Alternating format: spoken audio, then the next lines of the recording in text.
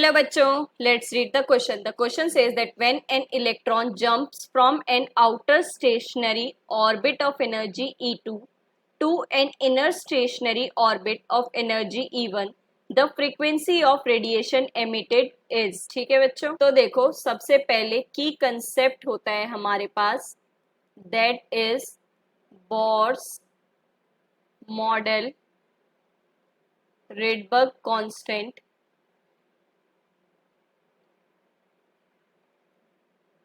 and frequency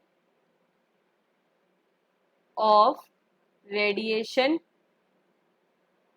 emitted. ठीक है बच्चों, तो देखो बच्चों क्या होता है, ये हमारे पास कुछ एनर्जी लेवल्स है. बोर्स मॉडल क्या कहता है, यहां से देखो हम डिराइव करते हैं, that is E N energy for nth orbit for atom. ये कितनी आती है, -13.6 Z² bye n² electron volt. ठीक है बच्चों, अब देखो ये हमारे पास एनर्जी लेवल्स होते हैं, जहां पे ये आपके पास ये क्या है, ground state n equals to 1 होता है.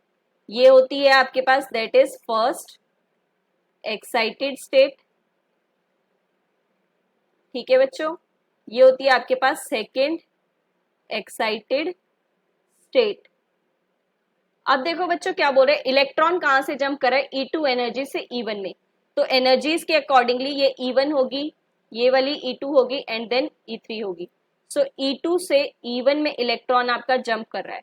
ठीक है बच्चों, तो देखो फॉर्मूला होता है हमारे पास वेवलेंथ की टर्म्स में, 1/λ r into 1/n1² minus 1/n2², जिसमें ये कहां से, दैट इज N2 से N1 आपका फॉलो हो रहा है. ठीक है बच्चों, अब ये तो है वेवलेंथ की टर्म्स में. अब हमें पता है जो फ्रीक्वेंसी है वो क्या होता है, c/λ. तो अगर हमें 1/λ को लिखना है तो ये कितना हो जाएगा, ν/c. ठीक है बच्चों, तो इसको हम फर्दर लिख सकते हैं ν/c.